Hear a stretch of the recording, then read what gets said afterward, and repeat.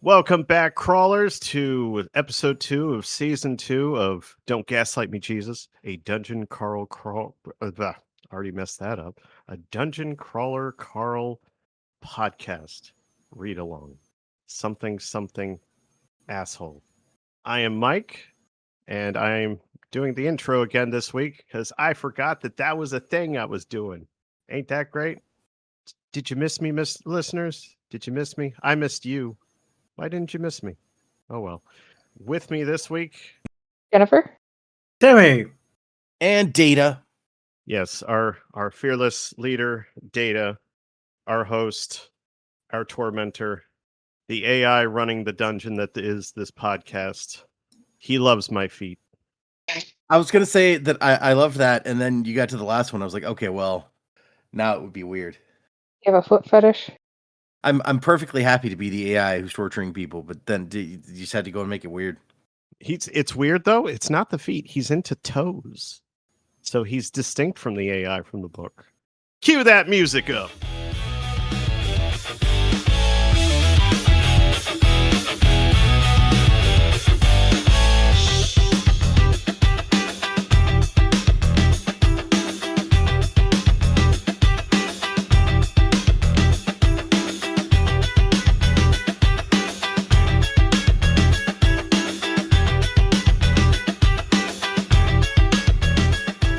So yeah, we did 3 more chapters this week. We did 5, 6, and 7 of Carl's Doomsday scenario.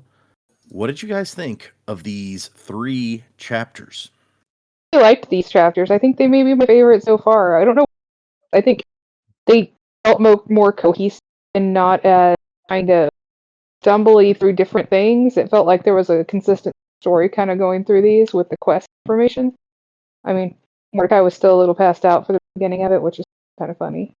I have fun with these. I liked quest difference, and I liked being the elite and kind of getting a different vantage point, a different kind of character that we hadn't seen before. So I thought they were really good. Mordecai does get... I do love that they just kind of leave Mordecai passed out in his own vomit. Should we move him? Yeah, he's fine. They also had a reason for it, but yeah, it's just like, whatever. He deserves it. And then he didn't even know that that's what happened. It was really interesting the way Mordecai apparently just like disappeared back to either where he was or to his room. I'm real sure it was kind of unclear. Back in his room, which I don't think was where he was because he was in a bar before, so maybe he just goes back to his room. But whenever they leave the safe room, he doesn't stay there. So it was interesting that he had absolutely no idea what was going on because he just somewhere else. He's I want to know more about whatever the rules are around that, because it does seem kind of weird. It's going to be rife with gags. Like, it's just there for comedy, and possibly it's going to be for the rule is that you do it for comedy the first couple times, and then you finally do it for like a really serious gag or something where Morty gets pulled away from something important or something. That's writing 101. It's like, oh, this is a funny thing, and then you make it sad because that hits better, from a And then he writing died. or something. Something's gonna happen. I don't want Morty to die, but that could happen. Right now would probably be a little soon for that. He just got added to the team. Yeah, no, you got to do the gag. Right. Keep him around for a little bit. Yeah. All right, Tim, what did you think? I loved these episodes. Or chapters. Like an episode. I go with that. Feels like you're watching a movie or something. It's just an anime for Tim, this whole thing. Oh, yeah. I mean, I've been doing a lot of Stranger Things watching, so that's kind of like where my brain is a lot right now. These were fun as hell. I like the direction that we're going for this book, because if there was something I had like an actual complaint about for book 1, it was the fact that there was very little there was little cohesion to the entire book. This looks like we're going to have an actual meta story written by writers in the narrative that will have NPCs pop in and out of our story, as well as other crawlers and, just the regular mob stuff. I'm looking forward to that because I'm liking the circus. I can't remember the not succubus's name. She was great. Yeah, I'm digging. I'm digging the direction. I like this. Her name was Sarina Signet. Serena Signet. Sorry, I don't know how you pronounce the word star with a TS. I was gonna make a dumb joke here and just be like, it's Josie and the Moldy Pussycats. Yeah, that's a dumb joke. Fairly dumb. Thank you, Tim. Thank you for pointing that out. You're welcome. He was just agreeing with you, you know. He's just trying to help you out. I know he's assessing. He's assessing me. Uh, It is keep it up. it is funny that like in universe now we have writers writing our story. It's getting how many levels of meta do we need on that? Which is funny because Tim gave me a look when I was talking about how I was really hoping last week because one of my predictions at the end of last season was book one was going to end with a writer's room, and then I mentioned that to Tim after he had read his chapters, but before I had read mine, and he just kind of gives me a look, and I'm like, oh, is that a thing? And he was like, you got to read it, and I was just like, oh, this is cool, this is fun. You just open the book and it's like literally a writer's room and they're standing around like, what should Carl do next? Man, I don't know. What if, the cat throws up on something and I cats do that, right? legit thought we were gonna get that. I legit thought we were gonna get a writer's room and like there was gonna be like a hobgoblin like throwing pencils into the ceiling. And it's like, I don't know, maybe he fucks the cat. I don't know. He could. I mean, yeah, that'd be some entertainment. I don't some variety. know. I was about to say, I don't know who is finding that entertaining. I'm sure there's fanfic. There's somebody out there. I'm just saying. You see a placard in front of the guy. It says his name is Harvey Hobstein or something. I don't know. Okay, Mike, what did you think of these 3 chapters? Oh, I love these chapters. This is good. This was a lot of fun. I love seeing what the other side of being charmed is like. Not a charm spell, but someone with high charisma talking to Carl, because there were a couple of times in book one where I thought that's what was happening in a scene and it wasn't, or maybe it was and it just wasn't being conveyed to us, the audience. But it was interesting to be on the other side of that and have Mordecai in his ear, like the scene where Venkman is like staring down the Slimer and you just have friggin' Aykroyd on the other side going, is like, yeah, just whatever you do, it can't hurt you, and it just starts running at him like, ah. But in this time, it's a incredibly beautiful naked woman, which would also make you scream, but differently. No, this was a lot of fun because the infiltration of the circus and them realizing that they are in actual danger, because they've been in situations like at the end of book one where it's like, oh wow, they're way ahead of the level curve here. They have this down. They are a good team. They're working cohesively because nothing can really stop them. And now they've been put into another situation where they are well below the level threshold, and it was legit kind of scary having them have to like sneak around literally thousands of enemies and just being like, no, the game is completely different now. It's all different. We actually have to be careful. We're in real danger all the time, and the day night cycle really. I can't wait to see what the fuck night is actually like, because we've only retreated from the night cycle at this point. Actually having to do a quest now and really get into the meat of what floor 3 is going to be like. Like I'm digging this so far, and I'm looking forward to what's next. Yeah, it's an interesting like increase in difficulty here because I mean last time we saw the knife throwing monkeys or lemurs, and we even saw a giraffe with like lemurs hanging off of it, and you're like, okay, well that's not, I mean that's weird, but that's not like so far out of what we've seen before. And then it's like, oh no, there's like 100 of those giraffes covered with like thousands of lemurs, and also ballista shooting giant fireballs and just all this shit that made it seem like, The cauldrons launching mortars. yeah, Like, mortars. holy That's the word I shit. was thinking. Oh, the mortars. That whole bit, like I was actually like terrified during that. That was like a huge escalation of violence all of a sudden. I'm just like, oh, we are so fucked. You start to realize maybe Mordecai knew what he was talking about when he's like, you should stay away from this. He could have given some better justification here, because people are curious, man. Yeah, also he could have given that advice earlier, as Carl points out. But Oh yeah. okay, well let's move into these chapters and we can hit on these points here. Yeah. So chapter 5 starts with Mongo has risen to level 3 and is almost double the size he was to start with, and he's starting to look more like a dinosaur. Almost big enough to punch out a horse. And Carl notes, like, look, I know real velociraptors are like smaller. This guy is clearly growing into like the movie Jurassic Park size velociraptor. So I cannot wait till they can ride it. I mean, I don't think they are going to, but I think Donut definitely is. I think she Yeah, it's definitely is. Donut. I'm like, just imagining Donut riding a dinosaur cracks me up. shooting laser beams out of her eyes. Yeah.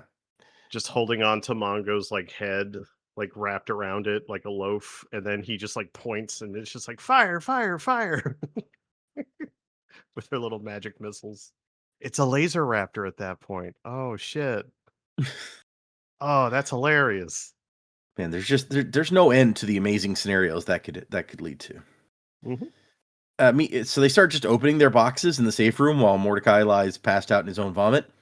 And let's see, they got an achievement for finding a quest.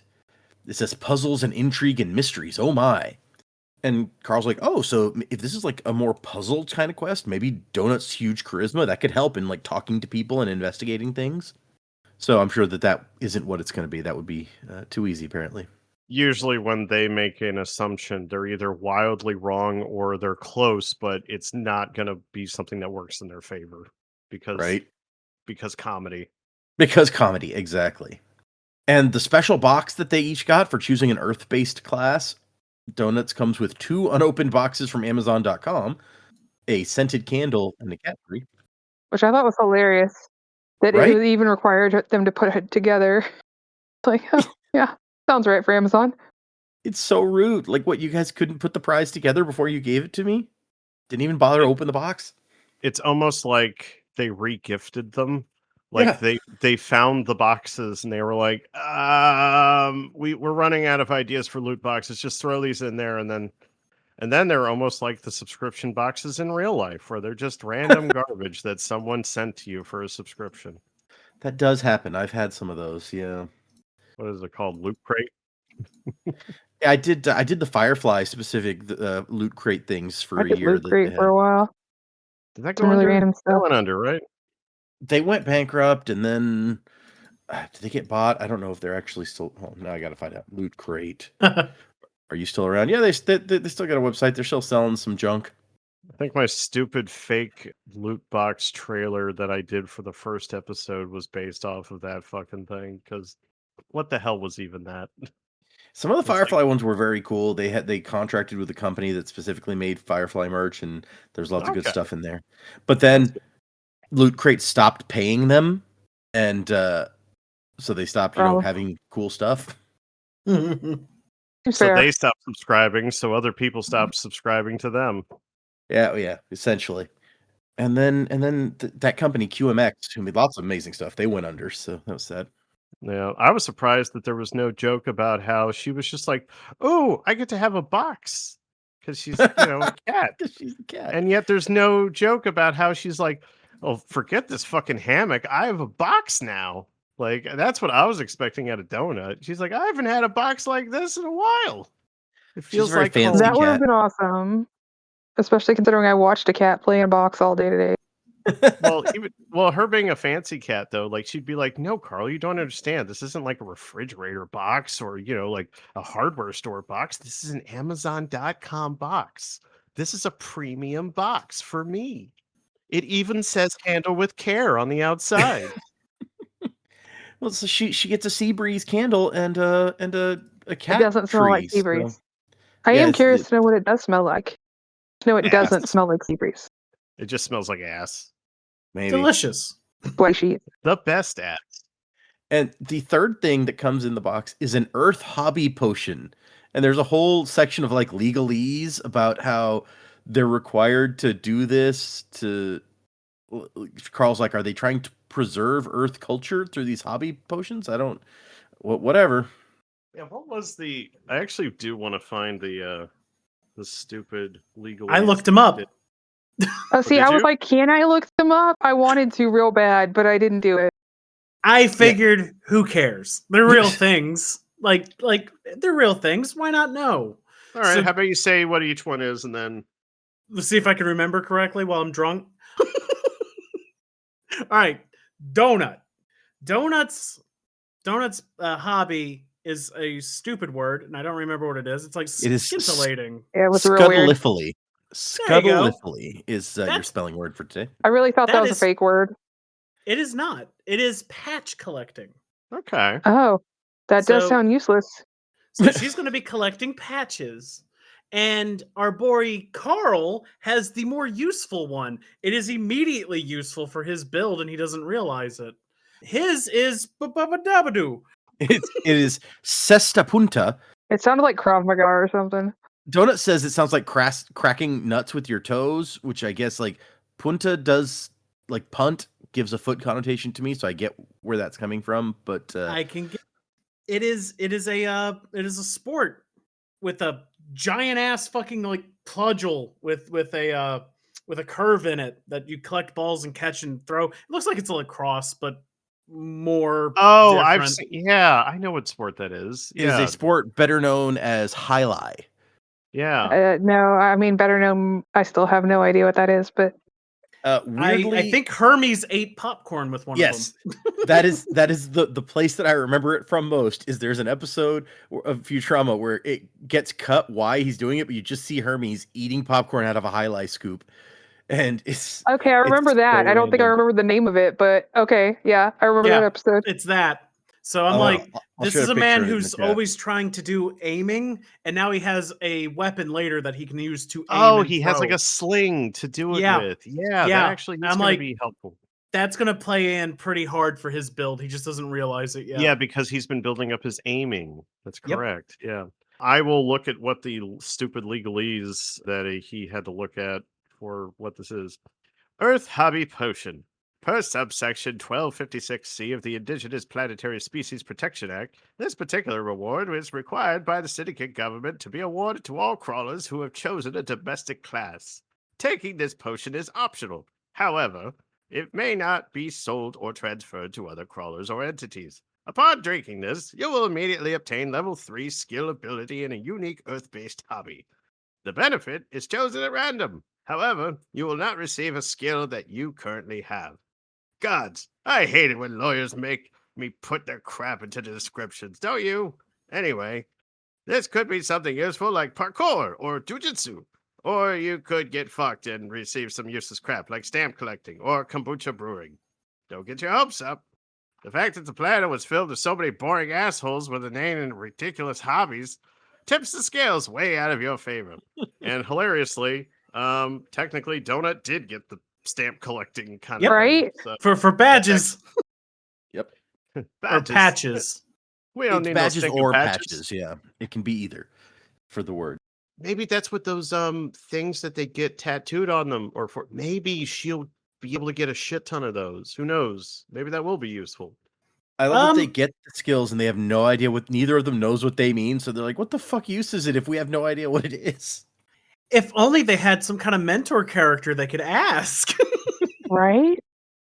And then Mordecai is just like, I don't know. I mean, it I'm could not be good. Earthican. There are so many useless hobbies that it would be hilarious if like Donut got like Magic the Gathering card playing as her Oh, level that would 3 have been a skill. good one. That would have been fun. That'd have been And then hilarious. It would be hilarious for her to be a nerd more than Carl in one very specific way. So that's Right? actually she kind of is because she's really into 80s TV shows. That's true. So I actually like it anytime that she references anything from TV. So yeah, I would love to kind of fill out her character a little bit more like that. I just imagine her getting a box, like a prize box with like a deck of cards in it, like from Magic, and she's like, "Carl, come on, let's play." And he's like, "What? No, I don't want to play." And she's just constantly trying to get it to.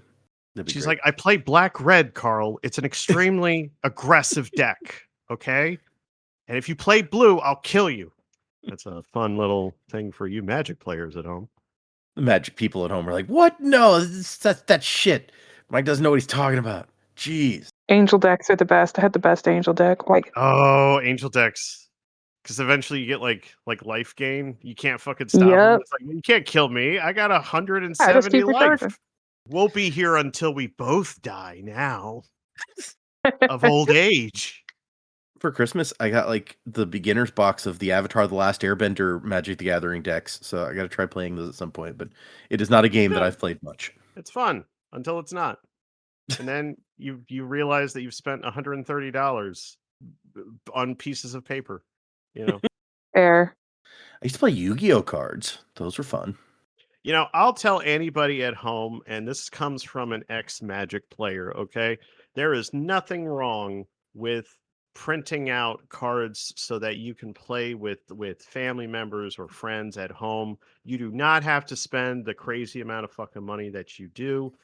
You don't have to go to official, Magic thing. If you want to just play this game and just like make the cards yourself, all the art is online.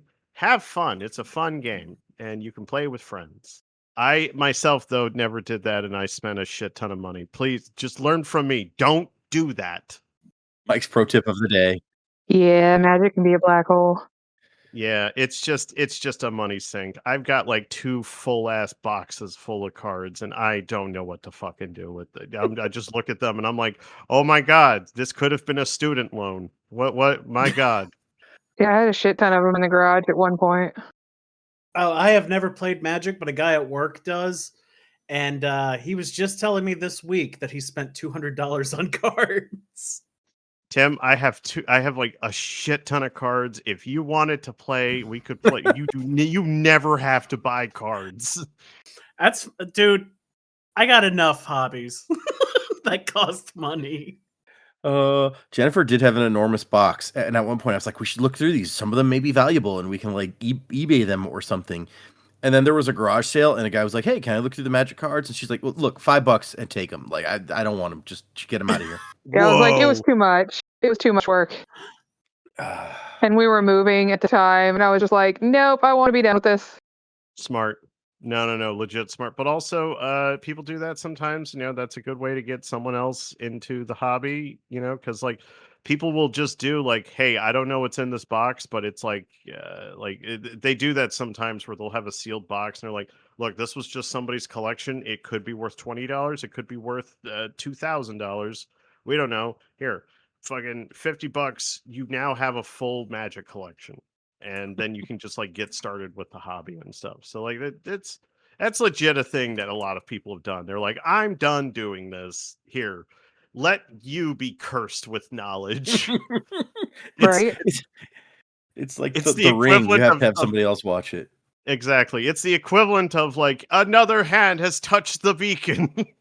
Well, I they know were that older reference. cards anyway, so they weren't tournament playable anymore. So Yeah. Oh, because every few years they just like have to completely rotate what's tournament playable in order to stay valid. Yeah, okay. It's because there's always a meta and there's always new cards coming out and they make a new meta and then someone comes in and breaks the meta, so then they have to change the meta and then then you gotta, because eventually people get so good at the current set of cards that there's no way for new people to come in and start to win. So there is a practical element to cycling in and cycling out cards, but there is obviously a capitalistic monetary aspect to it too, especially now that yeah, they have the celebrity decks or the Elseworlds decks where it's like, hey, do you want Final Fantasy characters and Fallout characters Yep. fighting each other? It's like, okay, because Magic is now Fortnite. Everything is now Fortnite. Everything is that's Fortnite. And everything's Fortnite is Fortnite. everything. Everything. And Magic's getting sued right now because they're printing too many cards. Really? Yeah. Let me look. Tim is our research department. Also, I love how off the rails we just got. I know. I was thinking. I was like, we got to try to get back on the rails. But also, I was thinking, like, they're going to put like Carl and Mongo in Fortnite, right? I mean, I mean, if this becomes like a bigger series, yeah, it'll definitely. Anyway, back anything to make more money on Fortnite. exactly. That's how it works. Okay, back to the thing that we're actually supposed to be reading. Oh yeah, Okay. Before we do that, it literally happened this month that they're suing Wizards of the Coast Wizards for of the Magic the Coast. Gathering. It's because of the secondary market has now been flooded with a shit ton of cards, and these cards are now losing a lot of their value. So someone's literally just saying, Wizards of the Coast, you're making too much product, you asshole.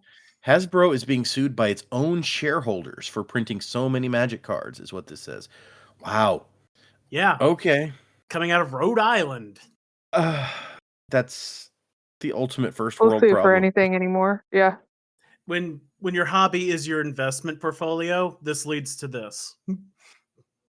Like Beanie Babies. Or comic books. Yeah, back in the day, I'm sure there was a Beanie Babies lawsuit about this kind of stuff. Feel Too many free Princess to Di Beanie Babies. Data. You can Funko feel free Pops. to cut the this whole section out and put it Yeah, as like right. after Cut- credits thing. Cut nothing. This is us. You can't hear it, but Tim was laughing so hard I could feel the walls vibrate. Shut up. Okay. Yes. Matt. We started playing the Disney card, Disney Lorcana for a little bit, but they were coming out with expansions so fast. It was like, not paying for that shit. Yeah. Hobbies suck right now because they're all microtransaction to hell. Yeah. I was trying to come up with an example of, but no, yeah, pretty much. That's that they learn from video games that you can microtransaction, and we've never looked back. Yeah. I feel like that's like game-based hobbies, but like if you have like a making-based hobby, like the cost is built into the materials anyway. So if you make things or you build things, that stuff can Fair. it's always all hobbies are money sucks. It's just that are you getting more out of it than you're putting into it? Are you getting your enjoyment out of it?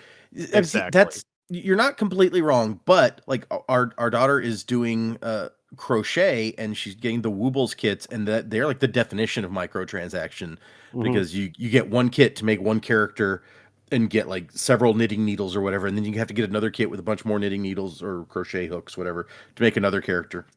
Now you see, those things only work if you actually like feed into them, though, because you It's don't true. have to crochet with those kits. You can just crochet and get a pattern for free online and stuff. Like Or they sell them on Etsy. There's a lot of people selling crochet patterns I've seen. yeah, like it's it true. at some point with some hobbies, there just comes a point where it's like I am willing to go this far with it.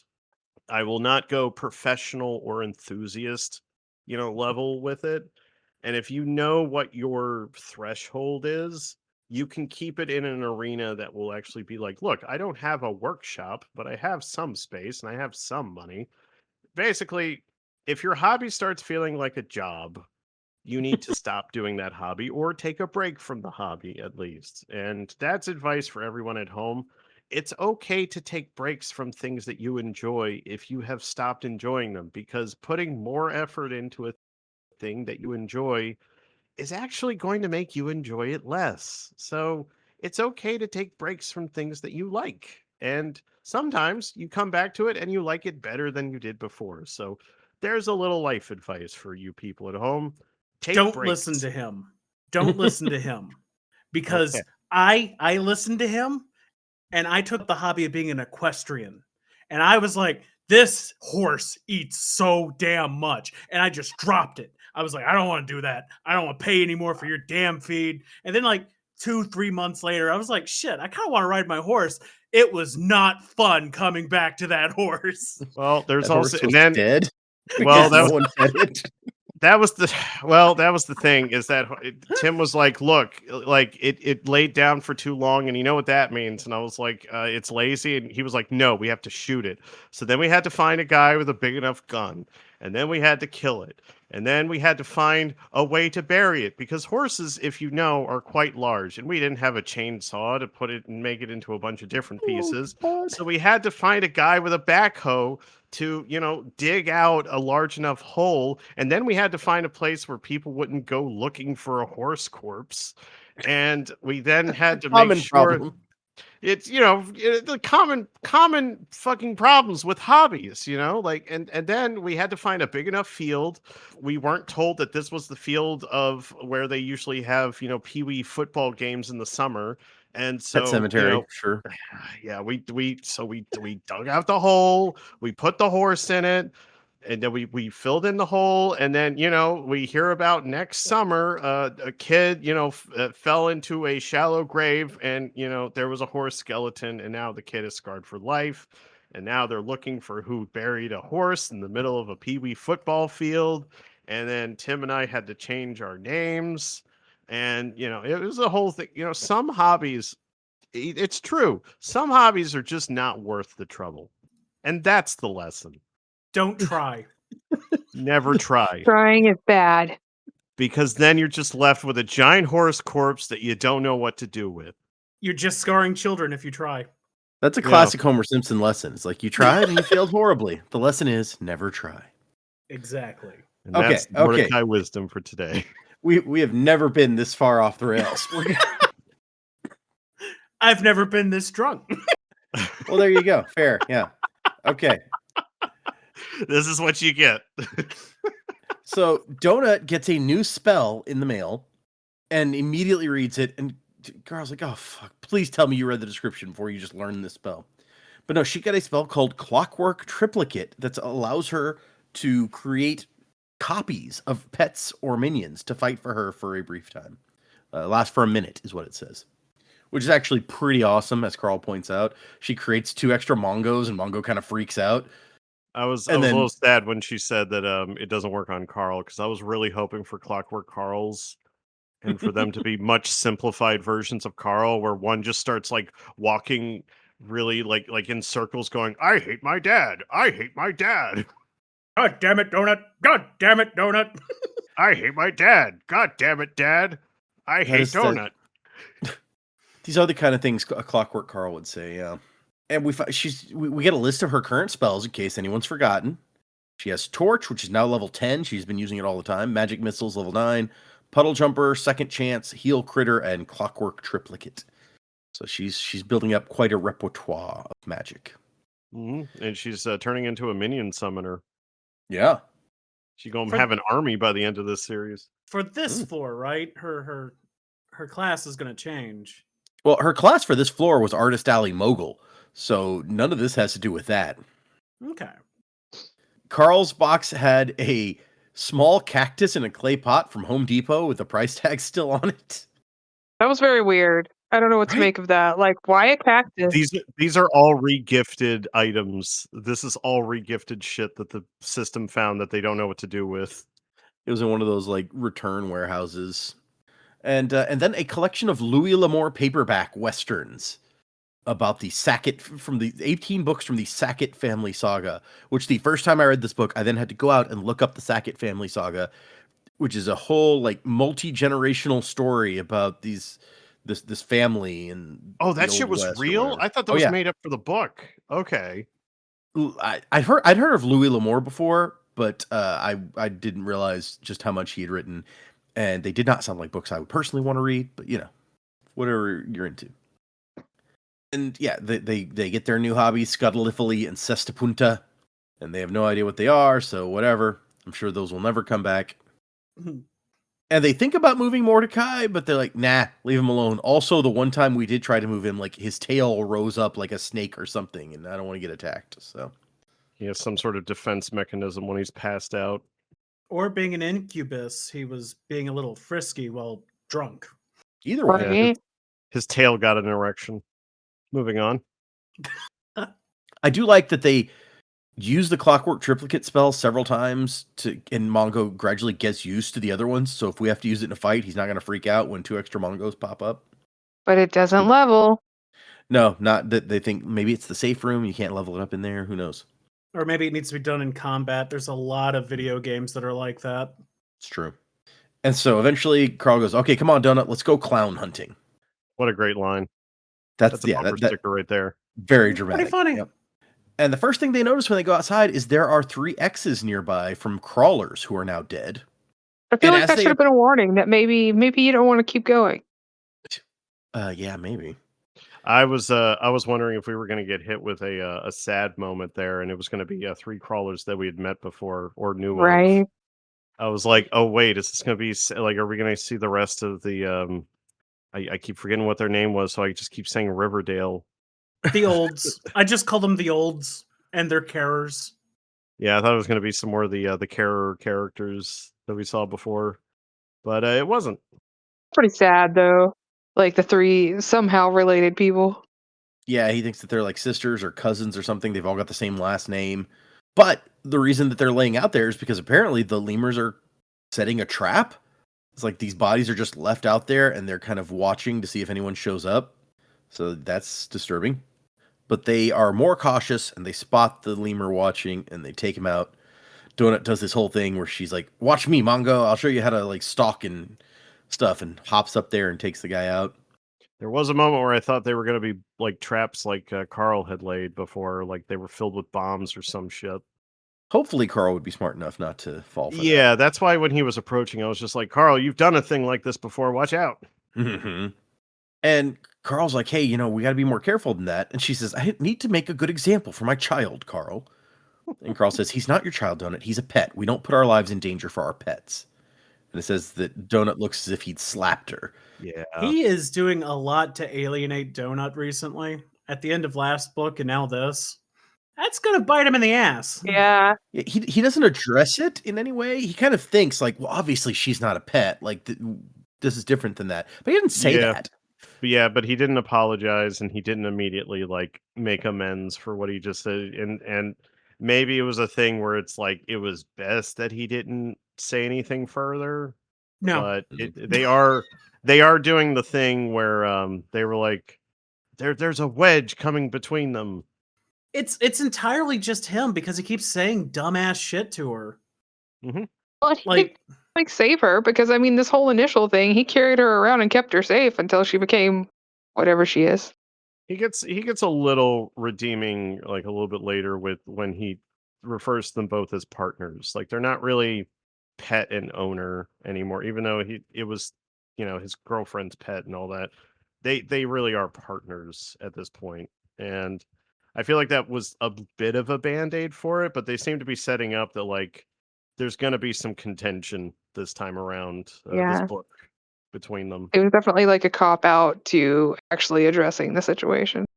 Because we're going to get more and more situations where it's like you need to trust me more and you need to start thinking me as an equal, and that'll build some drama, and then there'll be some moments later where we can build to dramatic moments where it's like I'm angry at you and maybe we should just part ways, and it's Or all maybe good we do narrative. part ways for a bit. They Yeah, will part yeah. ways because Yeah. she is going to outgrow him so fucking quickly on this floor. It's all good character development that they're doing Oh, right yeah, now. yeah, because yeah. Carl is just being such a dickhead. And I remember him doing something dumb, saying something dumb at the end of last book, but I don't remember exactly what. And I'm now just drinking more whiskey. Yeah. But I remember this is not the first time he has said something that was really hurtful to the cat. And the cat's just like, oh, okay. And dude, she's going to be carrying his ass real soon. Well, yeah, towards the end of the last book, it was like she brought up the fact that Mordecai said, like, you can split up with her if you get to the 9th floor. The crown's on her head, not on yours. And he didn't tell her, like, no, I wouldn't do that. He's just like, oh, we'll address that when we get there. That was it. I knew it was something. I'm like, you keep doing this, she's going to start eventually being like, dude, I don't need, I got the raptor. I got this. They have really set up that Carl is a very emotionally unavailable person, and he will have these heroic moments where he literally like put his life on the line a few times just to save Donut. Especially when he blew up the one room and pretty much just shielded her from the worst of it and somehow survived. Like he is heroic. He does care for her, and I like that they keep laying in that he's just Mr. and now I put my foot in my mouth kind of person, because he just does not say the right thing at the right moment ever, because he's just not in that place yet to be able to admit that he really does care for Donut, at least not out loud. And you know And- what? Devil's advocate. Fucking Donut does the same thing. She is constantly saying something about Beatrix to just like really fuck with him. Yeah, it's almost passive aggressive every time that she does that. Yeah, and that's also, to be entirely honest, it's just like social stupidity because she's a cat. I was about to say, Right. yeah, that almost feels more childlike than intentional to me, where she's just like she remembers Miss Beatrix and the three of them being together, and that's like a Uh-huh. big part of her life, and she doesn't have much else to reference. But that's the thing Or- too, is that it doesn't feel like it's intentional when Carl's mean like that. It doesn't True. feel like he's being passive aggressive. It's just he's just not thinking before he says things sometimes. The problem with that is that we're never in Donut's head. Mm, We're true. in Carl's head, and every time he's hurt her, he's aware of it and just goes, "Well, she'll get over it," and just keeps fucking going. That's a really good point. I wonder if we're ever going to get a Donut POV Hmm. chapter at least. When they break up. I don't know if Yeah. the breaking of the fellowship is this book, next book, fourth book. But you feel it it's coming. I feel it coming too. Yeah. But like y'all mentioned, the chapter ends with him being like, "Oh, does that sound like a plan, partner?" Which is his obvious attempt to address it without actually addressing it. Yeah. And she's just like, "Okay, partner," and we move forward. Because Yeah. cats have never been passive aggressive. It's all forgiven that he called her a pet. And so they kill the lemurs who are watching quietly, and then they go to loot the stuff from the dead crawlers, anything that's left. And we've got he thinks that they're maybe Filipino, Grace Batista, Nika Batista, and Leah Batista. One of them is like a tree creature, which he says is closer to an Ent than Groot, but also has like a human face, which is kind of freaky. And while it's clear that they have been stripped of most of their stuff. Whoever did it didn't get everything, because they find some rings, two plus 1 rings of strength, or plus 2 rings of strength, and then an anklet for Donut to wear that's made of wood, or bracelet. What does it say? I think it says anklet. Yeah. A wooden anklet, yeah. Yeah, of the fallen oak, which gives a plus 1 constitution and plus 3 to the double tap skill, which is good for her because it's like if you use the same attack twice in a row, you can get a crit on the second one. And she's big with her magic missiles, so It was really important to show this little bit too, because it showed a party that was larger than theirs. They had 3 people. They were looked like they were fairly well geared out, enough so that like someone who stripped them missed some stuff. So that means that they had some like much better gear than even this on them initially. And even as geared up as they were, they looked like they just got curb stomped, like they got one shotted. That's the impression I got, is that it was really trying to signal. It's like, no, you're in actual danger here. yep, these guys got taken out by these lemurs, so or something working with the lemurs. I also like Donut's complaints, like a wooden anklet. What is this, the 70s?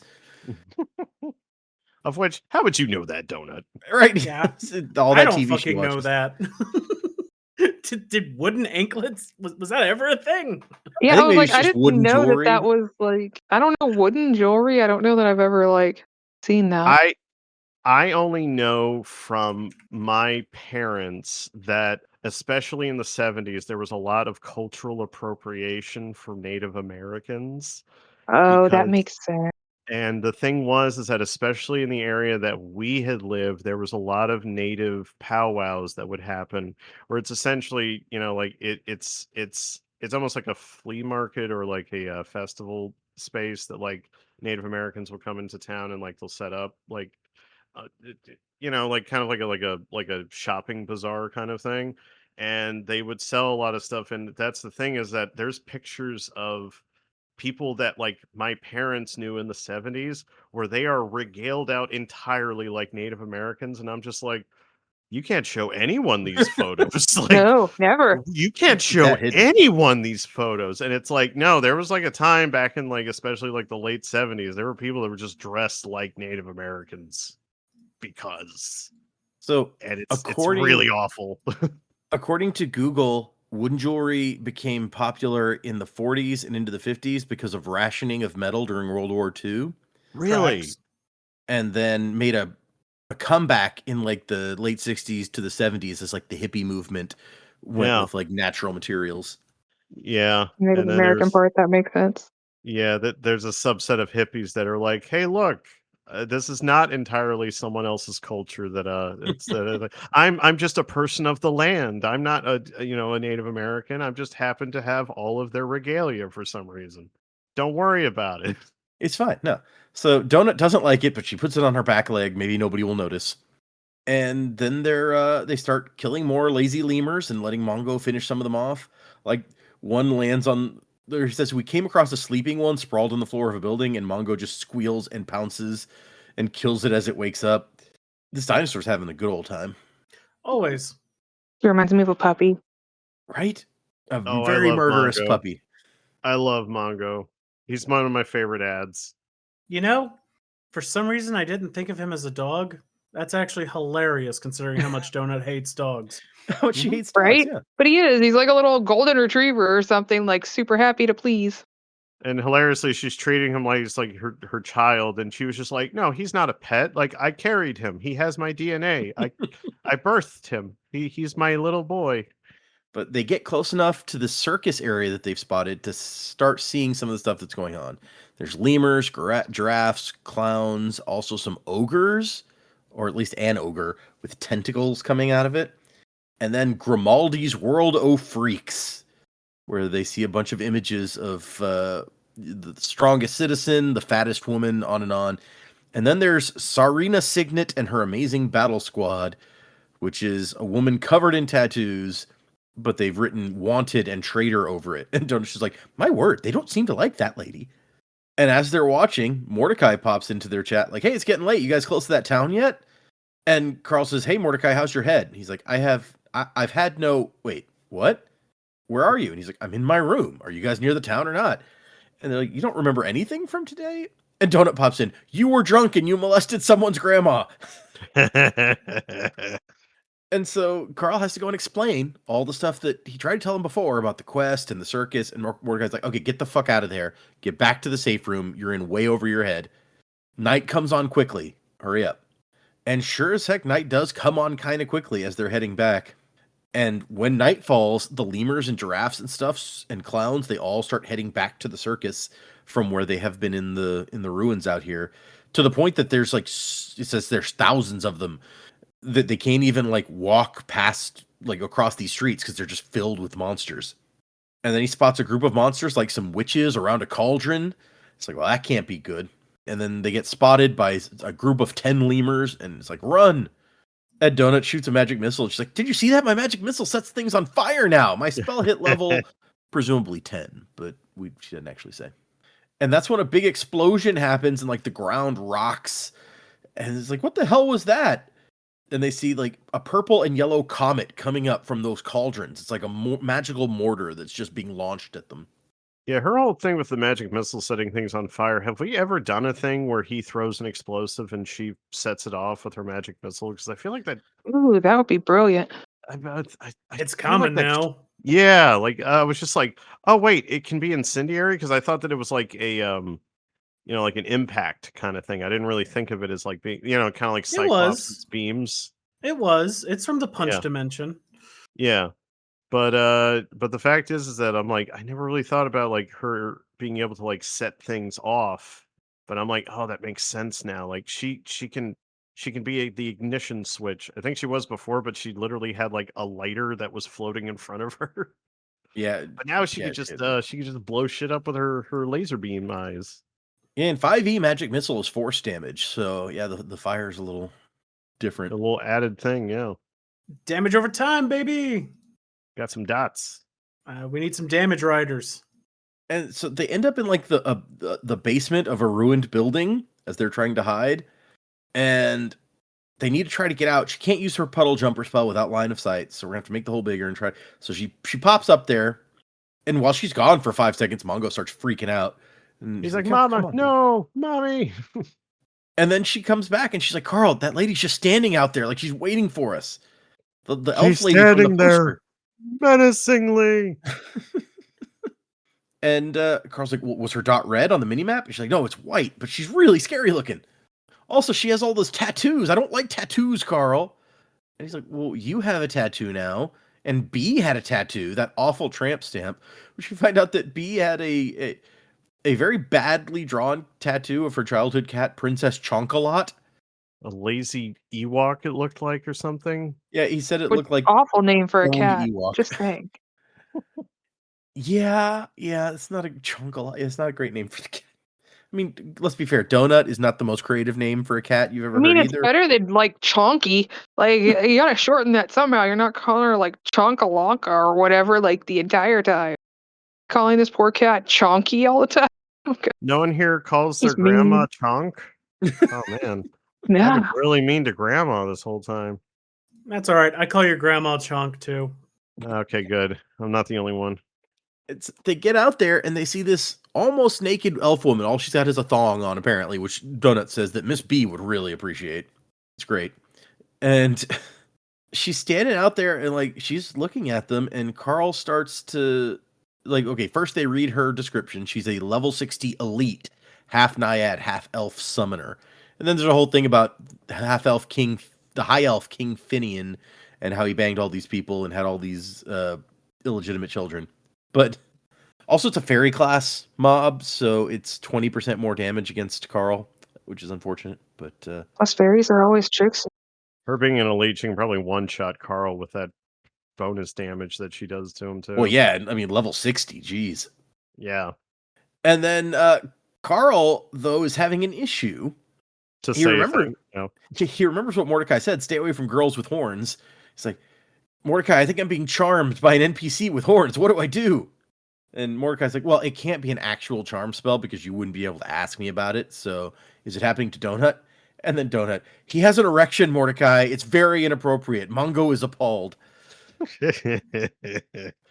We all remember being teenagers. Mongo is Yep. appalled, Tim. Mongo can be appalled. I have my trapper keeper over my dick. You know how it is. You're walking around at night. You're only wearing your underwear. You have your cat. You meet a horny woman in a alleyway, and you get an erection. It's happened to all of us. He is just wearing boxers. Yeah, that's true. Not me. Boxers and knee pads. Give it time. When you become a teenage boy.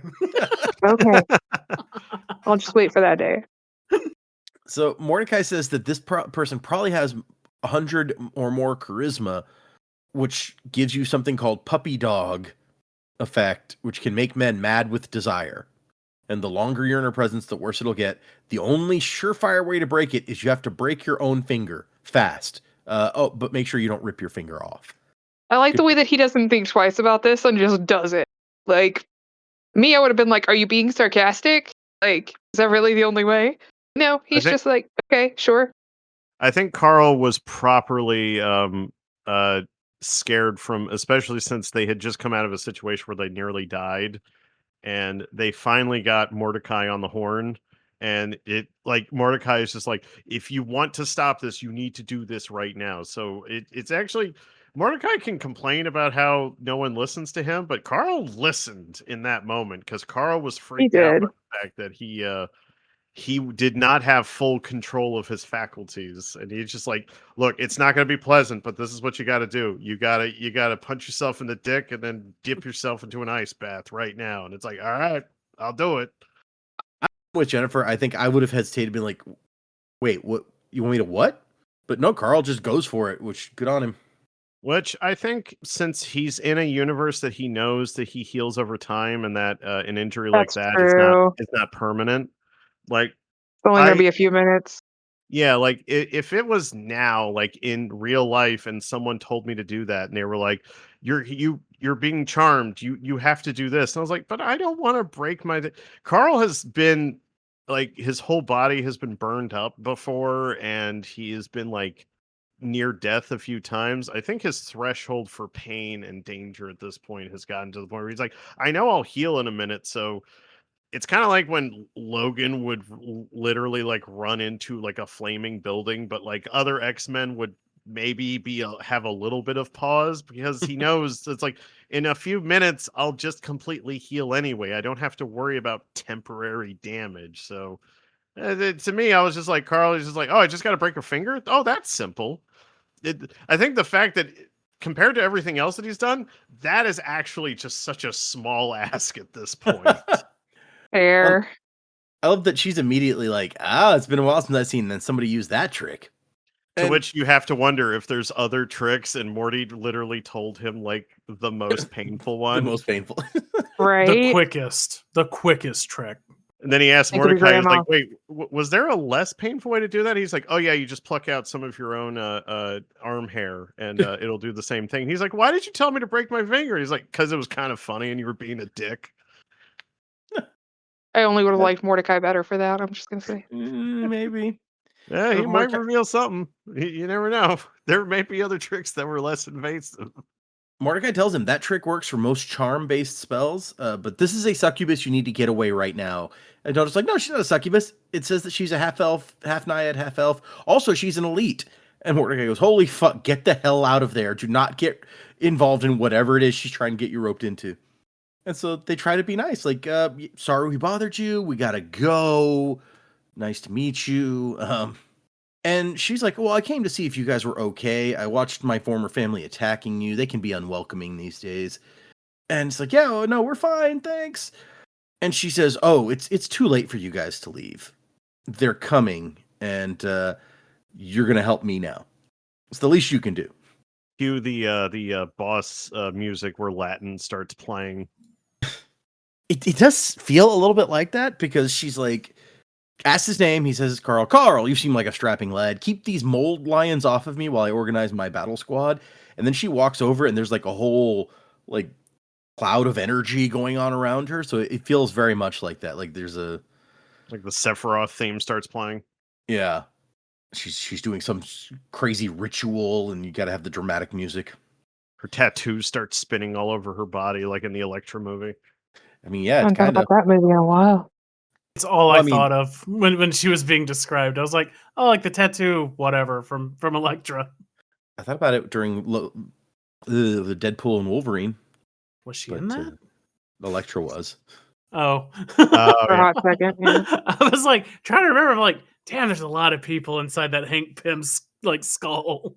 No, I just meant like I thought about the Electra movie, not that the Mm. tattoo specifically. I think I saw the Elektra movie like 3-4 years ago. So it's a little fresher in my brain. Yeah, I think I saw it about the time it came out, so that was the only time. Yeah, I saw it when it I- came out because I loved Jennifer Garner at the time. It was Alias Prime. I saw it then too. I watch bad comic book movies. That's what I do. That's my There- character. There used to be no other kind. Fucking Yeah. facts. Yeah. Man, even the good ones you go back to and you're like, man, 20 odd years later, thank God things got better.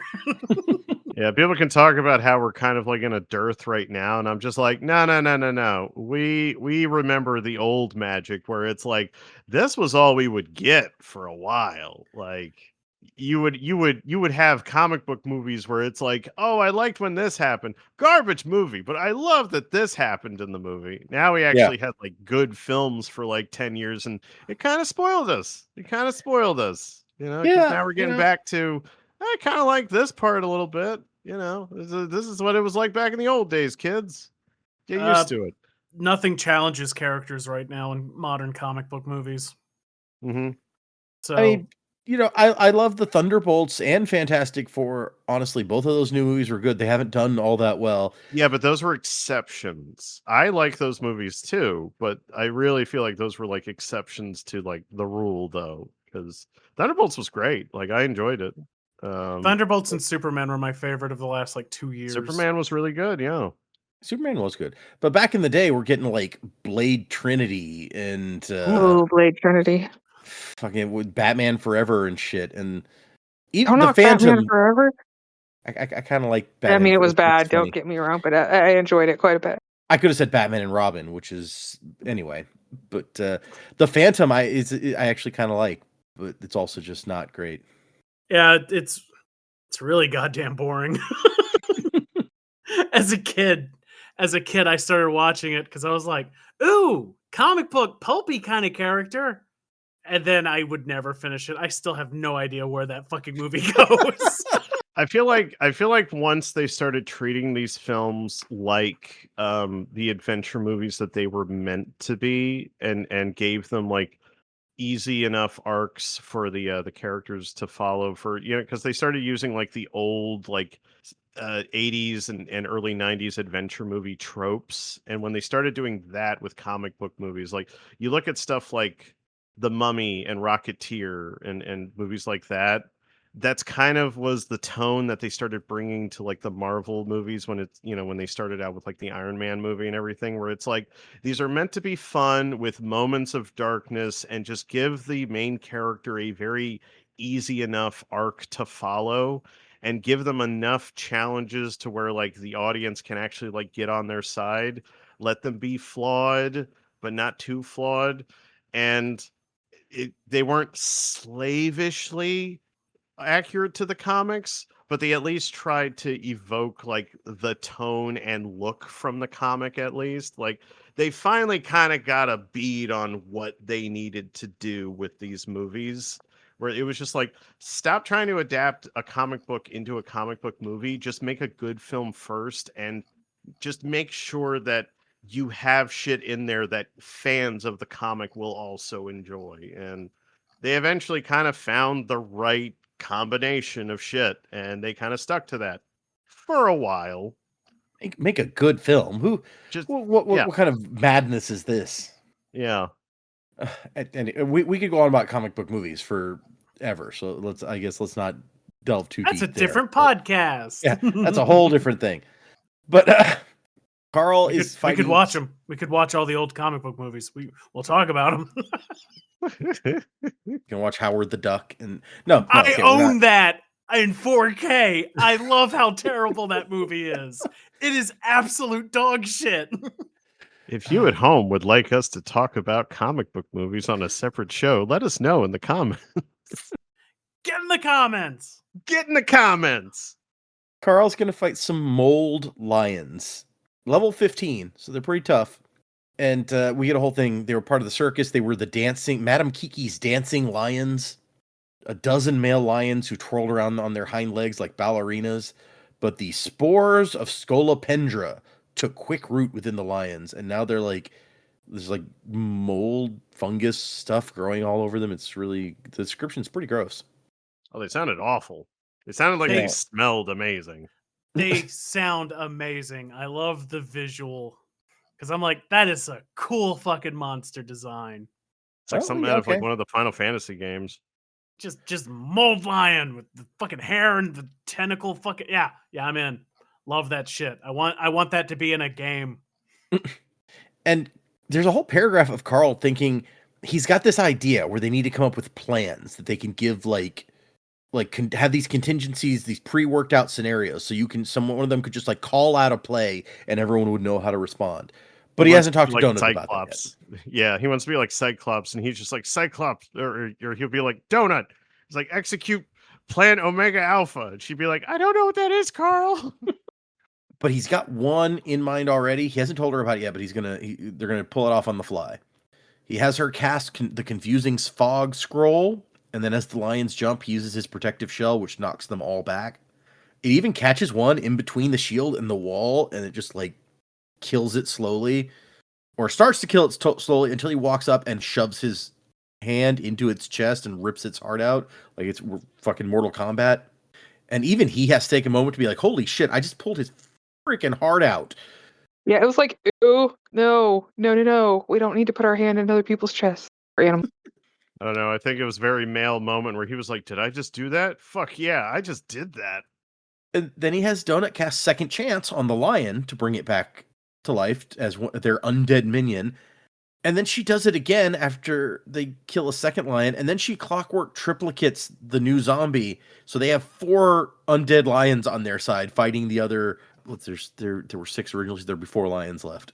That was such a good synergy of abilities that happened there. Like I was actually so happy when that happened, because I was just like, fuck yeah, especially when he did the bubble shield initially at the beginning of the fight and launched all of the lions backwards. And then they just kind of fell into step together because Carl can talk about how he's like, we need to do drills and stuff. And I'm just like, Carl, you guys are actually like a pretty good team already. So, because They he'll balance call each out, other out really well. yeah, he'll call out orders and Donut will follow them like instantly. Like he can talk about how they need to train and stuff, but Carl just needs to kind of trust that Donut knows what she's doing in a fight. And I think that's going to become a thing at Oh, some definitely. point. Definitely. Yeah, they've been working together for a while now, so they've probably gotten kind of into what is the first floor was 5 days and the next one was 6 days. So yeah, 11 days, so a couple weeks almost that they've been fighting almost constantly together. So Yeah, and there's also the fact that I don't know if you mentioned it during your summary, but there was that bit where they were sneaking into where the circus is, and she was going full Splinter Cell on a bunch of lemurs, mhm. and Carl was like terrified the whole time, but like she's like, I'm a cat, like I'm built to be stealthy and sneak up on things and kill them. Like he keeps not trusting in her ability to do this, Yeah. and she's she's handling herself quite well. And it gets down to just one lion left. They've lost all of their lions. All the other lions are there's one left. It's almost dead, and Mongo just runs in there and probably would have gotten killed if Donut hadn't dropped the thing with a magic missile. And in the process, Mongo has gone up to level 6, and it says he's about the size of a turkey. So that's a good sized little dinosaur now. And Donut and Carl have gone up to level 14. I wonder what Mongo sounds like now, because I would imagine every time that he gets bigger, the sound that he makes is going to be less cute and more kind of half terrifying. So Hmm. when he does his little shrieks of glee, are they just going to sound like a velociraptor screaming at them? Interesting question. Yeah, because you feel like it probably gets like deeper and more intimidating. Yeah. Little chicken roar squawk. Yeah, if he just sounds like a bird now, that would actually be even funnier. It's like a bald eagle sound. Eagly. Eagly. That's all I thought of with that. I know, I was like, as soon as you said that, it's like, Eagly. Of course, if he sounds like a turkey, that'd be even funnier too. That would actually, yeah. Like he gobbles as he runs up and murders you. Just like that kid fucking said to Dr. Grant. Sounds like a giant turkey. He was right, Grant. He was right.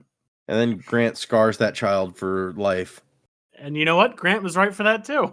Just a bunch of right people. I just want a version of that scene where he's crying and instead of saying they do move in herds, he just goes, they do gobble. Da-da-da-da. So it turns out that Signet's spell did not work. Her tattoo stopped swirling and she's not glowing anymore. The bitch.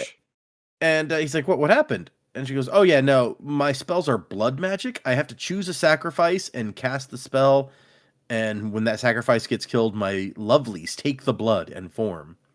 I love that Carl knew immediately what the fuck was Yeah. happening here. Yep. Which I did too. I was like, as soon as she said that, I was like, oh, yeah. Okay. Yeah. Yeah, she put her chips down on Carl dying, and it didn't work out this time. I think everyone who bets against Carl always regrets it. Well, so far, yeah, he hasn't lost a battle to the death yet. So. Good thing. Good thing.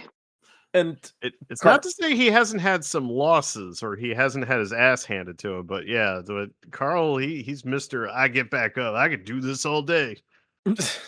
I haven't thought of him as Captain America, but Captain America in his boxers, and that would be a funny movie, yeah. I mean, all the women at home would enjoy this. Please make the movie Captain America only in his boxers, the whole movie. Yeah, I would watch there it would be too. some fans, yeah. And so Carl's just like, okay, yeah, this lady is scary and crazy. We're gonna leave now. That's the unofficial title for this episode now, guys. Carl's like Captain America in his underwear. Long title. We'll workshop it. In parentheses, this is not a podcast about white privilege. White privilege. Yep, I knew that was coming. So they ask her why she's attacking the circus, and she says, my home is over there. I moved in because it's close to the vine, and the circus can no longer move from their spot. And she's like, hey, you guys want to come have a drink with me? I'll regale you with the sad tale of Signet the Bastard. And they're just like, yeah, we'd love to, but we gotta go. And she's like, hey, why don't you come back later and I'll tell you my whole story? And he's like, yeah, we'll totally come back tomorrow night. Bye. And then we cut straight to Mordecai raving at them. Like, what the hell is the point of having a manager if you suicidal idiots aren't going to listen? And they're like, we tried to talk to you. You were fucking wasted and then passed out in your own vomit, okay? And so he tries to explain to them that elites, they're just bad news, okay? They're spread all over the urban levels. You don't want to mess with them. And we find out there's a whole other, not one, there are many storylines going on this floor. He says, think of it like a soap opera. And there's writers out here that have their own shows running concurrently with what's going on in the dungeon. And like, Donut's like, oh, so they're actors? And he's like, no, you remember what we said earlier about how the company can alter the minds of mobs and NPCs. Yeah, these are designed and printed and memories put in there to make them act out this drama. And so it's a problem because these storylines are going to play out whether you're there or not. They have their own like creative teams, writers and showrunners and whatever, just working on that, trying to get to make their stories popular with the audience to the point that if you kind of fuck with it, they will end you. He's like, there's always some hotshot crawler comes across an elite, decides instead of solving the quest to go all murder hobo and kill the NPC, something always happens to them. Something bad. They have very thick plot armor, okay? You are the extra in their story. You don't want to be there. I just kept picturing an overdramatic telenovela here. Yeah, right? Mhm. It zooms in all the way on Carl. He somehow has a mustache and he goes, Dios mío. And not only that, but like the popular stories continue on to like while you guys are on other floors, they'll keep going and pop up like when you get down to floor 6 or 9 or whatever. It means you can have cameos from previous floors. So that's going to be a fun thing for later. If we meet anybody here, that means they can pop up later too. Yeah.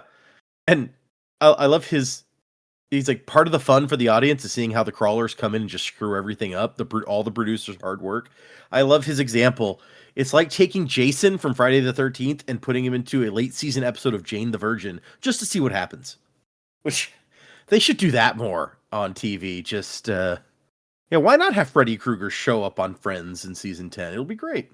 I love the idea also that Carl has, and I know you're going to get to this, but like Carl is like, but if we serve the narrative, then they have to incorporate us into it. And I'm just like, Carl, your idea is basically, it's like, what if me and Donut are the Gary and Mary stew that gets injected into this storyline and we become the new fan fiction that overrides the writer's storyline? And I'm like, Carl, I like where your head's at, but that is not going to go the way that you want it to. Well, and Mordecai's problem with that idea is more that he's like, look, if you get bogged down in this, you're not going to be leveling up like you need to. You're behind the curve. Forget the quest. Go to the city. Let's work on the shit. And then we get go, fuck it. See where this quest goes.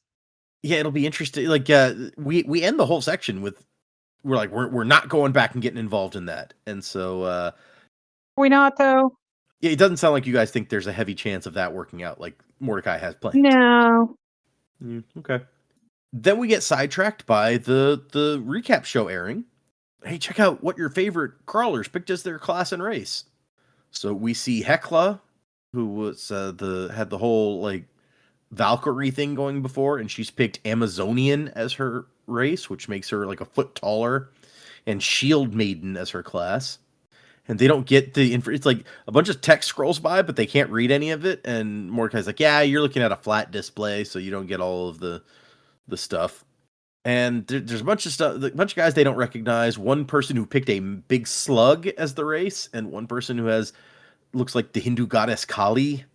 80% of people are staying human, which Mordecai says is about normal. And let's see, they show Carl and his primal race choice, but there's an interesting moment from like many seasons ago where a primal guy with angel wings is a sword made of lightning is going against a demon the size of a football stadium. And Carl's like, what the fuck? And Mordecai's like, yeah, that's a divine guardian, one of the behemoths of the 12th floor. He's guarding the gate of fire, the entrance to the 13th floor. And it looked very dramatic, and Mordecai's like, oh yeah, that guy died like a minute later. That thing totally fucked him up. But he was a very famous It crawler. was a good 1 minute though. He looked really cool for that minute. Right, yeah. And he's like, next time you talk to your friend Odette, ask her about him. So it sounds like something's going on there.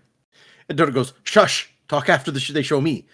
And we end with Lucia Marr, who's picked a Lajables, which means she no longer looks like a child. She looks like a full-grown, beautiful woman during the day, and this weird skull-faced monstrosity at night. What is that character's name in Invincible? Is it literally Monster Girl? It is literally Monster Girl. It's like Monster Girl. I've never actually watched Invincible, so. Yeah. Little kid. She's not, but she is, and turns into a monster. So like Shazam, but also a monster. Yes. Okay. Interesting. But yeah, it's interesting because one form doubles her magic ability and one form doubles her like physical ability. So that'd be a lot to get used to, I feel like. That is They'd something be constantly I going between love. two things. I like the idea of it. Yeah, I thought it was a really cool thing. I was just like, seems complicated. You have to remember which form you're in. Like, better now. It's fun for game theory stuff and building a build around it. Yeah. I mean, I know this isn't really a game, but it is for her.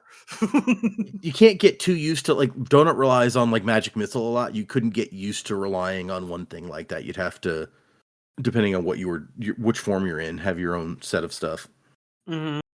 Also, one of her legs has been replaced by a goat leg, which is, all right. That was an interesting choice, I will say. You know, I don't remember. Does she keep the goat leg as a monster too? It doesn't specify that it's only one of the forms. It just says one of her legs is replaced, so I guess so. That's hilarious. But fucking rip it off and get it like a metal leg and be a robot leg. I don't know, maybe the goat leg is real good at, like, jumping around or something. Although it says she now walks with a limp, so maybe not. It's not that good, yeah. It just means that she's just going to be like a serial killer stalking characters whenever she shows up, because they're setting her up like she's going to be a crawler that's like a boss fight, because she is insanely powerful at this point. She does seem pretty extreme, and she's, kind of like Carl has. Carl has cat. This person has dogs, so clearly they're meant to butt heads. Oh, I thought you were saying it's like, oh, she's like Carl. She clearly has childhood trauma. Oh, maybe that too. She is a child. This is her childhood trauma. This is her childhood trauma. That's what I was going to say, yeah. This is her villain origin story. Donut's only comment is she looks like she smells really bad. Probably. I mean, goats don't smell great. Mm-hmm. And her class, living with two dogs, you're not going to smell like roses all the time. So also true. Her class is a triple class, a cleric, magic user, warrior combo called the Black Inquisitor General, which also just does not sound great. And then we get our announcement. Hey, crawlers, welcome to the 3rd floor. Just under 700,000 crawlers have made it through. We've seen 40,000 different classes. There's some talk about the sponsorship program, but it doesn't even start until the next floor. So, and I can't wait to see what the sponsorships are like. Like that's right? a really interesting thing. I'm wondering if they're going to work exactly like Hunger Games, or if there's going to be some sort of real world, like our real world kind of twist on it. That'd be hilarious. I do want to see Carl have to do like fucking commercials, like in like the Talladega Nights movie, where he's just like, chew big red or fuck you. I could see Carl doing that. Yeah. He wouldn't be happy about it. But then there's a weird thing about, like, hey, we're going to warn you that any attempts of violence against non-combat NPCs should be avoided. It's not technically against the rules, but we've gone ahead and adjusted the experience counter for citizens down to 0. Anyway, get out there and kill. And Carl's like, what was up with that? And Mordecai goes, who knows? Fuck. Somebody massacred a city. Yeah, somebody figured out they were getting some experience real easy. I killed a whole city once. Funny story. And then Mordecai goes off on a whole thing about like different sorts of plants and parasites and mind control, and we don't get any of it because Carl's just like, yeah, he kind of went on for a long time. Apparently, he's interested in that stuff. And you know that everything that they zoned out on and were uninterested in is going to be important later, and they should have been. And then you're going to have Morty over the chat going, "What did I fucking tell you?" And they were like, "You went on for 2 hours about this shit. You expected us to retain any of that?" It's like when you read game rules. Who needs that shit? I had the whole section about spores, and you just didn't listen to any of it. They're like, "No, we didn't. Tell us now." It's important Yeah, right. now. Now it matters. Now I need to know. And I know that's going to be a thing because this fucking whatever his name is, Markiplier Dirigible, whatever his name is, who writes these books, he does this thing where he's like, "Oh, and that was all part of the conversation that we just had." And then later on, like in an anime, it's like, "What was Mordecai talking about when he talked about those plants? Oh, that has everything to do with this current situation that we're in. I understand now." And then for some reason, he has like anime glasses that he pushes up and they start to glow, and he's just like, "I'm the master of my domain." And then he starts to glow and raise into the air, and it's like Mordecai's like, "I'm so proud of him. He listened about the plants." I like it was Mike who was in a previous episode was pointing out, it's like, hey, he does this thing where you think back to this conversation that we didn't actually see, but it turns out to be important. And now Mike's spotting these things ahead of time where he's like, this is going to be that conversation later that we're going to pop back to. Push my glasses up. I understand now. I can see the code. But he eventually Mordecai's like, okay, rent a room, get some sleep. Tomorrow's a big day. And Donut says, what are we doing? And he goes, oh, it's going to be amazing. It's going to be a day for the history books. It'll be the first day you two do exactly what I tell you to do. And that is the end of our Which I thought section. that was a hilarious line. I was like, it's never going to happen, but that's a great line. I like that you're so confident about this, Mordecai. I'm sure it'll go exactly as planned.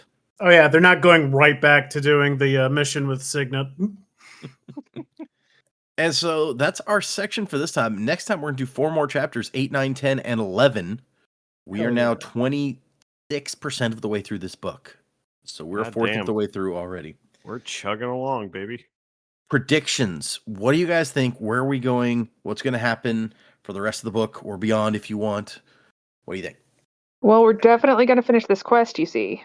I don't know what that's going to look like. I don't think it's going to be the way they think it's going to happen, but it would be really stupid to go meet Crazy Elf Chick again, but we're going to go meet Crazy Elf Chick again, and some craziness is going to happen, and we're going to finish a quest. So we're going to finish the quest. How do you think the quest, because we don't really know that much about what the quest is, except like find out what's up with the circus. So how do you see the quest ending? Well, she kind of mentioned that the circus can't move now, so I assume maybe the quest is breaking whatever's keeping the circus from being able to move, because circuses need to travel, but that's just a guess. So there's going to be something they have to do to maybe break a curse or something. I don't know. Okay. The vine? We The hear something about vine. the vine. Yeah, we have heard about the vine. Maybe break the vine. And now break the wheel. We complete the quest. Do we get good rewards or crap rewards?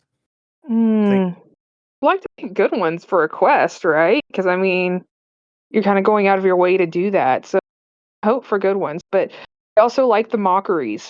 I'm not against that. Okay, fair enough. I think Signet's the big fight at the end of the book. I have nothing to base this on other than vibes. The vibe was off. I feel now the vibe is good. I feel like they're going to team up. They're going to work together. They're going to defeat this stupid and then the inevitable betrayal, because obviously an inevitable betrayal of some fucking, writers, whatever. And they're going to have to fight, and they're going to kill a level 60. And they're going to be like, what? At that point, let's say level 20.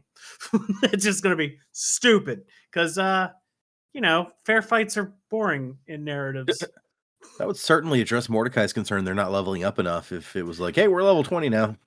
I mean, I'm assuming by the end of the book, they seem to be going pretty quick level-wise. So I'm guessing about level 20 by the end of the book. and then they'll fight the level 60, and 2 level 20s at a Velociraptor. Oh shit! Maybe she uses the Velociraptor's blood. That'll get them to fight.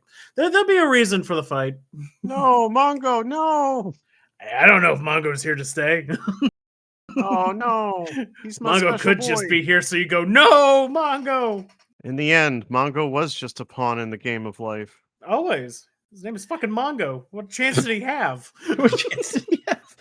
It's funny because when you said they fight Signet as the big boss at the end of the book, my first thought was like, they do listen to Mordecai and they go, screw this quest, and they take off and we forget about it. And then at the end of the book, she shows up like, you never show up for our date, Carl. Now I kill you. I mean, very dramatic. I mean, considering his luck with women in his past, is Yeah. entirely like Women don't like to be ghosted. True. no. so I'll make you a ghost. Turnabout is fair play. Yeah, there you go. So that's all I got. Okay, That's all I so got. so how did 2 level 20s and a Velociraptor take out a level 60? Like, that seems like a hard sell. It Well, sounds because we can hard, clone them. but yeah, we're gonna get better gear. Like, and already, there's no way in Ooh. hell the clockwork thing is going to stay only to pets. It's going to eventually extend either to self, so there'd be 3 donuts, or to party members. It just needs to Like level level up. up. So Oh, that's interesting. So there's Yeah, gonna I be hadn't thought of that. Charles. there's gonna be there's gonna be ways. Plus, as much as Carl is a strength character, his actual superpower is just being cunning. So you just put him in a corner, paint himself in it, he'll figure a way out. That's what I'm wanting. I want a big fight. Signet looks like a fun fight. Put baby in the corner. Okay, yeah. I got you. Yeah. Goku needs to fight the strongest thing. Signet's the strongest thing. Carl as Goku. I really want to have Carl get a Kaioken type ability now. So bad. It would fit It'll him so happen. well. It's great. It's great for game mechanics. A power at a disadvantage. So something raises and something lowers. We're gonna get shit like that all over the place. We're still in the early levels of stuff where it's like +1 to this, +2 to that. Those are boring. Mhm. Soon you'll start getting like gear that's like, put this bracelet on and it's +15 to strength. You are now dumber than rocks. Like you can barely speak. Like, shit's coming. You got to balance the pluses and the minuses. Okay, yeah. Exactly. It's all about that. So It's all game about stuff min is maxing, fun. baby. And God knows he ain't min maxing. And fucking Donut is like already. She's not higher level than anything around her. She just has way more stat. So she's just He's done a little bit of min maxing with because he had to do that a little bit when he did the character select stuff and picking his classes. he's realizing he has to now work harder, which was Mhm. kind of always his thing in the party anyway. Because Donut is naturally gifted. Donut just stumbles from one thing to another and lucks out.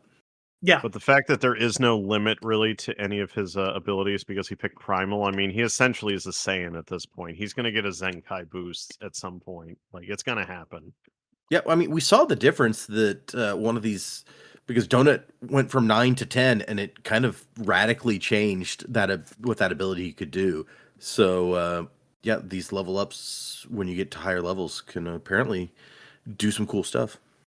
I should probably start keeping a notebook with like everyone's stats and like abilities, because now I'm like, how close is Smush? Can he like soon stomp the ground and create like fissures?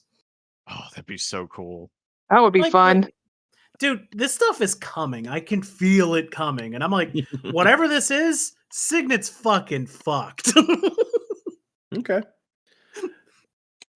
Good. I like that you're predicting towards like this is a final boss fight for the book, because that's what you want to see. So I like that direction for it. And I like having a villain be introduced early so we can get multiple scenes with them. And we're going to be working with them at first. So they're like an NPC quest. Yeah. All of this. I'm like, that's right. What's his name? Max Dinner Menu. He's doing really good. That's probably my favorite one so far. God damn it. You did my favorite one. I was thinking it's like Mike's was a little bit tortured, but yeah, that one just kind of flowed out there. That one just kind of flowed out. That was I'm jealous. I'm very impressed and I'm jealous. I hate you now. Look, it was my original joke. I'm still the best at it. Okay, Mike, predictions. All right. So, what's she's not a manic pixie dream girl. What is she? She's a bipolar fairy nightmare girl talking about Signet. I actually think I actually have a very opposite thing from Tim. I think what we're going to get is what I originally kind of wanted her to be. And then I thought we were going to get a subversion here, but no, I think that she is going to become our temporary party member for the whole book. And mhm. And I think what's going to happen is that Carl is like, if we can get our involvement in this quest to work with the narrative that the writers are doing, then maybe we can get them to support us. And I think that is maybe going to happen, but it's going to happen in a very different kind of way, because what I think is that the writers are going to be like, oh, this is no longer a tragic revenge story, because I think we're actually going to deal with this quest very, very quickly. I think what they're going to do is that they're going to pivot. They're going to pivot because when she starts talking about her family trauma, I think Carl is going to actually start opening about his family trauma.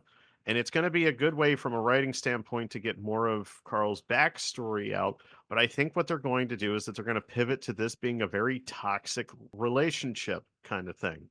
And I think that is going to be the way forward with Signet, is that the writers are going to be like, actually, a end and a crawler falling in love is way more interesting than the storyline we were doing. And the thing is that once Carl is stuck in that storyline, it's going to be basically Mordecai is just going to be over here with a flask going, careful what you fucking wish for, Carl, because now you're stuck with her. And as I think she's just going to be like this ringer party member that they're going to have for a while, because Mordecai keeps talking about how these floors are going by so quickly that it's not allowing enough of the crawlers to really build up. So crawlers are dying off quicker, and that also means that if they're not giving people enough time to get enough loot or experience, they need a ringer. And the thing is that I feel like adding her to the mix is also going to feed into the storyline that we all see happening, which is a fissure being made in between Carl and Donut. So I feel like this is just another added element of chaos that they're throwing into the mix, that suddenly Carl's idea, while it had merit and it maybe gets them out of this situation, is going to cause them all sorts of problems throughout the book, because now they are part of a corporate storyline, and Carl is going to regret this for the rest of the fucking book. And while it's going to keep them alive, it's going to cause all kinds of problems for them emotionally and between the relationship between Donut and Carl. So that's my prediction for where this whole Signet thing is going with this quest. Okay, so she's our temporary party member for the floor, and there, her the thing with Carl starts to get a little intertwined, and or the show, obviously, but then it starts coming in between him and Donut. That's I like, this is a very interesting way that could go. What happens at the end of the floor when we're moving to the next one and she can't go? It's going to be a thing where kind of like at the end of Three Amigos, but instead of as a joke, it's more of like a threat or a promise. It's like, I'll come back for you.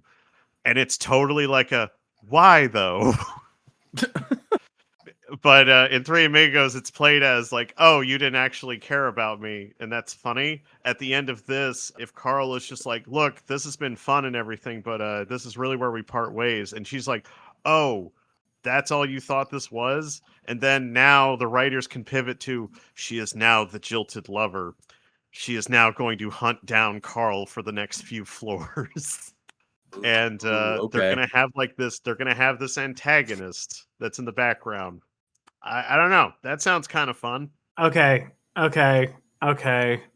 Data's question opened doors in my mind. Oh no.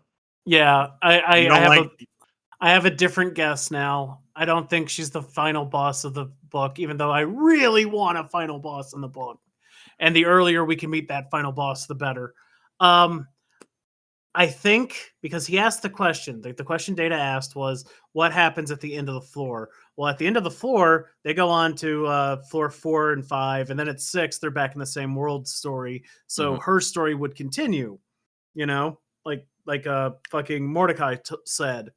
They're gonna get her killed, and that's gonna ruin the story that all these people have been working on. And when we get to floor 6, they're going to have pissed off writers who lost their main character because of their incompetence, and now they're trying to kill Donut and fucking Carl. That's my prediction now. Oh. I forgot about the floor thing until Data did that question, and then literally a door flew open, a bright white light came in, and I'm like, those assholes are going to get her killed. And it's going to ruin all of the carefully laid plans of the writers. Make some enemies. Yep, the enemies are going to be, as always, behind the scenes of the show. Oh man, you got me thinking of like Duck Amuck, the famous Looney Tunes cartoon where Bugs is torturing Daffy because he's holding the pencil basically behind the scenes. That's that could be bad for them. Yeah. Yeah, that's really good. Like, I'm thinking of it as in the more sense of like the writers are already pissed at Carl, and so they were like, you know what, you wanted to be part of this, we're just going to torture you with this storyline now rather than let it serve your purposes. So it's going to be fun either way if it's one of those. Now, if we're not even anywhere close to where this is going and she literally dies in the next chapter, that would be funny too, considering everything we just said. Right. But Only worse I than agree. that. But there is one thing that Tim and I agree on, and we agree with this when it comes to writing and narrative entirely, which is when you are writing a story like this and you have a new like book or movie or something, the earliest you can introduce your main antagonist and have the hero and the antagonist meet, the earlier the better. And the more shared, not like backstory, but the more like shared amongst them thoughts and motivations between the two characters that we get to know how they think of each other, kind of like that one scene in Heat between De Niro and Pacino. You really need to get these two characters together to really kind of discuss what their philosophies are for like living or how they feel about each other. Because the earliest you can get that into the story, then you can spend the rest of the runtime kind of filling out all of that animosity or shared, like interest or something. But the earliest you can get them to meet, the better, always. Your shared interest thing just made me think like, oh, so is Signet also into Scuttleifily? Is that what we'll discover? Cross purposes, I guess, is a better kind of thing. Like they both want a thing, and those things are related. They both want a very patch because they're patch collectors. Yeah, that's exactly. And then we will find out that they both want it for different reasons, and then one feels like they deserve it more than the other, and that's where conflict in a story comes from. That's how narrative works. So yeah, it's but yeah, I agree with Tim. I think she is going to become like an antagonist. I don't know the exact method, but having them meet this early means that we'll have enough time to get to know this character enough for them to be a good antagonist moving forward. I like Tim's idea that they're going to get her killed off, and especially right after Mordecai is like, oh, they have like elites have thick plot armor. Like the real villains are the writers. The writers will kill you before they let you do anything to their story. So if they manage to get around that, the writers would probably be pissed off. Yeah. You know what'd be funny? They already killed her. That date they set, he said like, "Hey, get your blood thing before we meet." So she's going to go do something to meet Carl, and she'll never show up because she died fucking trying to get blood to do that. And you know what? I'll piggyback onto that and I'll say a different thing. They'll show up and they're going to have to save her because they're going to put her in a situation where the heroes have to come in and save her because they know, because the writers know that that Carl thinks of himself as a hero. And so they will put him into a situation where he may not like her, but he does not like seeing people in danger. And she is going to be useful going forward. So he's like, oh, this will serve my purposes because I'm supporting the writer's storyline, where what they're actually doing is that they're kind of setting a trap for him. So that would be interesting. I love anybody at home listening to this and knowing what happens next and just being like, these fucking idiots. That's half of the fun. Is like the people love when you cobble together from the evidence like some good solid predictions that make sense and are grounded in what we've read, and then are completely wrong, and they get to laugh. It's Look, some of their favorite stuff. Look, everybody at home, little peek behind the curtain. I know I make wild predictions for things going forward. I am still legitimately hoping for a Mecha Grandma to show up at some point. That is going to be a thing that I want to see.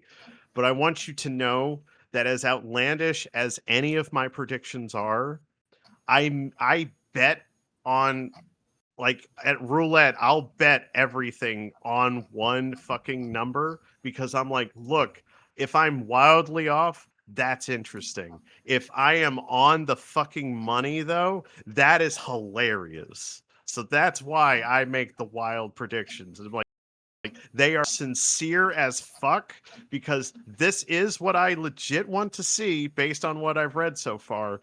But if I am off completely, that's fucking funny to me. But I legit believe each of my predictions. It's good either way. People love the long called shots, also the trick shots. It works out. I throw from half court every time. It's the only shot I do. Okay, before we wrap up, we have 4 emails this week that people have sent. Maron. Holy fuck. So there are a couple of reviews attached here. So get ready. How many 5 stars do I have to do? There are 2. Okay. All right. I can do 2. All right. I never prepare these, just so everyone knows. So the first one is from Chris. Sorry, it took me a second to find the signature on this. It says, hi, Chris. The title of the email is Kaiju Battlefield Surgeon, which we talked about as another book by this author. Hey, Data Wrong and Crew. podcast, Chris. Since it was brought up in the most recent episode, I wanted to send a trigger warning for anyone considering reading Kaiju Battlefield Surgeon, which happened to be my introduction to Dinneman since it was on Audible Plus, though I don't see it on Audible at all anymore. This book contains a lot of extreme body horror / gore, so anyone who is the slightest bit squeamish should avoid the book. I'll put a brief but not super detailed description of the scene the narrator was most likely referring to below if you're interested. From Chris. So I will say I will avoid that because you know how I feel about too much gore. Yeah, so anyone who doesn't want to hear this very brief description of the body horror can skip like 30 seconds ahead. But he says, characters in the book can respawn, but they feel and remember their death. The main character undergoes a ritual where he is mutilated alive in detail everywhere. I thought the fingers and toes would be the worst part, but ... everywhere. So right in the scrotum. Yeah. Thanks, Chris. You convinced me not to read that one. Thanks, Chris. You've convinced me to maybe read that one. I don't care. There you go. We got the full gambit. So, second email from AJ. It says audiobook clip. Hi, Data and team. First time caller, long time listener. I'm loving the podcast. I remember at the beginning the guys didn't like the audiobook, but there's a clip circulating on Instagram of the scene with Donut choosing the manager benefit where you can see Jeff doing all the voices. I've used it a few times to convince people to try the books. Maybe it's worth giving it that a try and seeing if it changes their minds. Also, out of curiosity, is Dak, I think he means Joe, still following along at the podcast pace? because reading 2 books week by week at the same time sounds like a special kind of torture.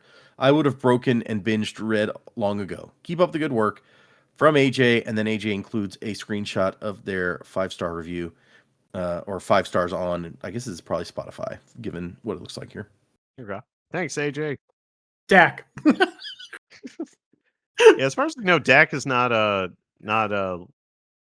reader listening to this podcast, so I don't know what he was talking about. Well, Dak is one of the hosts on the other show. I think Joe did email in and say he was doing it, so I imagine that's he got some cross. which confused the two. Yeah, I gotcha. AJ, Applejack, to his friends. All right, Applejack, you know the situation.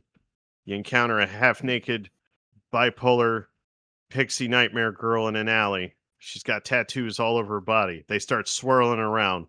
As you do, you're on a lot of drugs, probably. And then she's like, protect me. And you're like, bet. I got you, girl. You throw down a bubble shield. You're attacked by lions from all sides. They're fighting you, and your trusty cat and velociraptor are at your sides. You are the hero of this story. And then, inevitably, a lion gets caught on top of your bubble shield. You don't know what to do, but yeah, you do. Deep down, in your primal soul, you know what you got to do. You got to reach in, and you got to grab that lion's heart. And you know what? You think about it for a second. You don't do it, but you think about it for a second. Taking a bite out of that lion heart. Because that's what you got. You got the heart of a lion, Applejack. You got the heart of a lion in your hands. Achievement unlocked. AJ, you have the heart of a lion in your hands.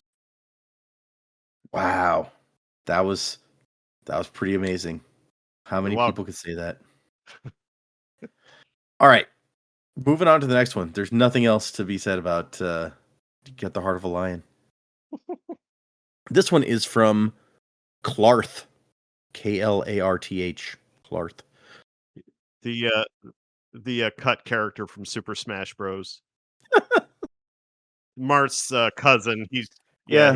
Marth's cousin. He's not as good with a sword, but you know what? He tries. He's like, I'm here too, guys. And Martha's like, I had to bring him. My mom made me. Like we can't put any more Fire Emblem characters in, guys. We're gonna have to cut one.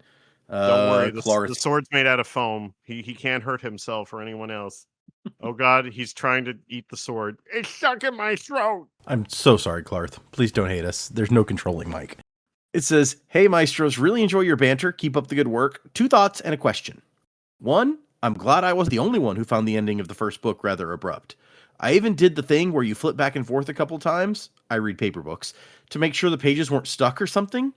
2, from all the semen. Since I like to read paper copies, I generally borrow books from my local library or their network.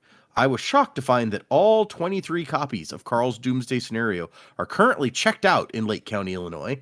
I suspect the Borant Corporation is responsible, but to what end? I dare not speculate. Finally, question. Do you normally, outside of this format, read more than one book/series at a time? I sometimes struggle doing so and tend to focus on a single book at any given time. While I wait for this podcast, I've been reading the Red Rising series. What else are you guys enjoying reading at the moment? So we'll pause there for a moment. Jennifer probably reads more than anyone else. So I don't know. Do you like multiple things at the same time? Clarth wants to know. I don't. I generally will only read one thing at a time because I prefer not having multiple storylines going in my head so I can dedicate all my thoughts. But you, I know, do that completely differently. I'm kind of with it. I'm kind of with them. I don't like having multiple things going on. This is probably like the one exception. Well, most of the time only read one at a time. Or series. Most of the time I also like to do a series, like read a whole series before I like to break it up. I'll read multiple things, but it's often because I'm doing something like this. Like I've got multiple things I'm having to read for Patreon, for this podcast, for another podcast. So if you look at my book tracking, it looks like I'm reading a bunch of different series at once. But I tend to focus on one and done outside of this sort of thing. What about you guys? No, when I read stuff, I tend to just read the one thing, like at a time. Other fucking things are different. I like most people watch multiple shows. I've played multiple video games, but books, short stories, novellas, I just focus on the one. When it's over, I move on to the next one.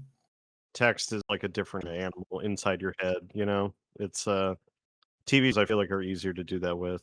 Yeah. As for me, currently I was reading through some runs of Ghost Riders, so I am reading some comics at the moment. I don't read novels very often. What's another thing? Another comic I've been reading recently, which I still have to finish, is Lake at the no no it's House at the End of the Lake. Is a horror series that is quite good. It's post-apocalypse, but it's like a realistic depiction of an apocalypse. I believe it was written during COVID, which is why it feels very grounded, even though there are a lot of supernatural and sci-fi elements to it.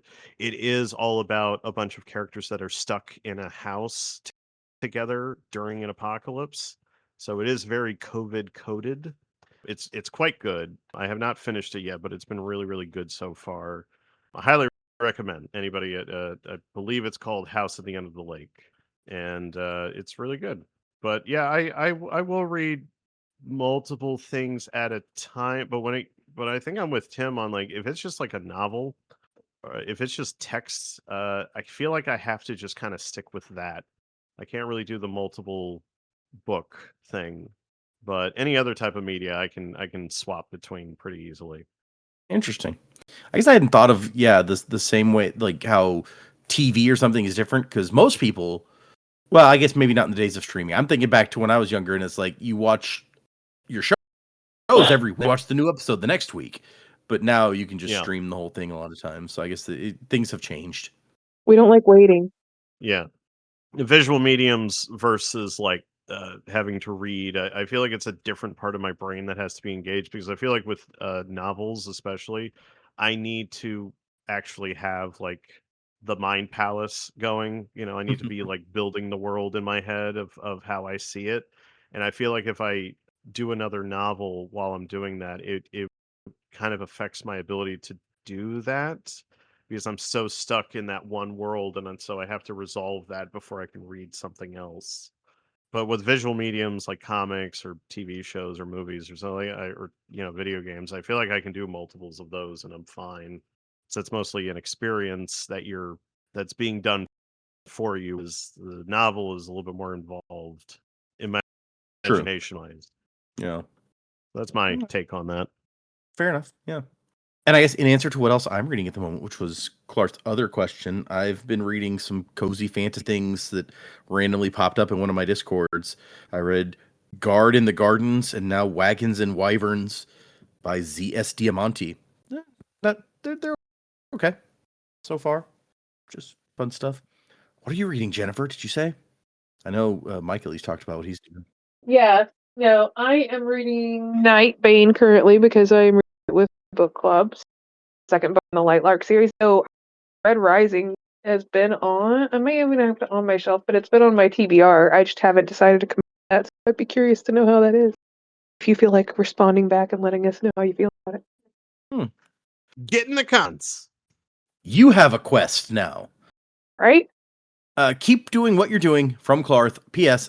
5-star Apple Podcasts review attached. I'm going to bring that up. It says, the host does an excellent job of leading the crew of first-timers through a spoiler free. The first-time readers have unique likes and dislikes, so there's enough disagreement in opinion to make for an engaging listen. 5 stars. Oh, this is another 5-star review. Yep.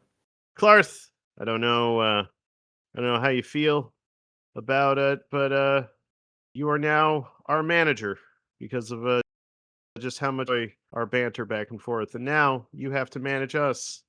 Maybe that means getting drunk. Maybe that means getting in the comments and chatting with us. Maybe it means that sometimes we're not going to listen to everything that you say. And you know what? That's half the fun. Half the fun is not doing what you want because we got our own lives to lead. And, we're going to ask your advice. It's entirely up to us if we want to listen, though. So, you know what? You're the manager. You are now the manager. And when we want, we're going to take you from your home and you have to tell us what to do. And we're still not going to listen, even though we kidnapped you. And sometimes, Tim's going to get drunk and he's going to shit in your brother's ashes. And that's just going to happen. So enjoy this time, because it's going to be your last dungeon crawl. And you got to deal with us, Manager Clarth. Achievement unlocked. Clarth, you are the manager. The achievements this week are their entire tales, and it's fascinating to see them unfold. I gotta say, They're getting more of a narrative aspect to them. Yeah, they're evolving. Though I should probably note, for legal purposes, Clarth, we cannot agree to make you our manager. That would imply that we would owe you 15% of the, hold on, let me check our stats real quick, $0 that we make off of the show. So, I mean, yeah, that's just too big a promise for me to make. Thank you, Clarth. We have one more email. This one is from Peter, and it's pretty short, so we'll get through. The title is Dungeon Crawler Dresden, and Peter says, I was listening to the most recent episode, and one of you mentioned you were a Dresden fan. That's the Dresden Files book series. Don't get him started on Dresden Files. Someone has been writing fanfic about Dresden and Co. being in the same universe as the Crawl, and Dresden himself going in the dungeon. It's on Archive of Our Own, and the first section has 38 chapters, over 210,000 words. I'm only on chapter 18 myself, but I think the author has the tone of both series down. I will say I saw that on Reddit last week, that it was here's a crossover between Dresden Files and Dungeon Crawler Carl, two series that I love. So I went out and read that, and the guy had the tones of Dresden specifically down pretty well. It was interesting enough. It was a fun read, so if anyone out there is a fan, check that out. It is called Dungeon Crawler Dresden. You can find it probably just by Googling it if you want. Huh. But those are our emails. Hooray! Thank you guys for your emails and your reviews. If you want to send us an email, the address is dgmj@mail.com. If you want to leave us a 5-star review on the platform of your choice, send us a screenshot of that review like these folks did, and Mike will give you an achievement. You will have achieved an achievement based on whatever the heck he manages to come up with in the few moments I give him to think about it, which basically guarantees that it will be fat and insane, which is exactly what we're here for. Because I do not write them ahead of time, as a rule. I thought about it, but they're funnier if I just stumble my way through them. Yup. Agreed. So that's it for this week. Remember, if you're reading along, we're doing 4 chapters for next week. That's 8, 9, 10, and 11. So if you're following along, read those chapters. Those are the ones that we are going to talk about for the next, I guess, in 2 weeks, the next episode, whenever that happens. You'll get it when you get it. Damn it. Back off. Jeez. See? Now you made Daddy mad. Time to pay the daddy tax? No, let's not actually. But thank you all. Pay the data tax. Oh yeah, that works actually. Thank you, everybody. Do we have Mordecai wisdom? We're going to. I was going to. Mordecai wisdom. Oh, sorry. I'm going to leave you with our Mordecai wisdom of the week, which I thought about just being throw up and laying your own vomit, falling down. Is important wisdom for everyone to know every once in a while, But our actual Mordecai wisdom for the week is don't mess with elites. Stay away from horny women. Well, I mean, we already did that one actually, so we couldn't do that one again. Although it was tempting. We had a week where it was stay away from women with horns on their heads or whatever. Oh, okay, gotcha. Oh. The Mordecai wisdom of the week could have been break your own finger, and anytime anyone tries to seduce you, but it seemed a little better to go. Anyway, good luck out there, crawlers.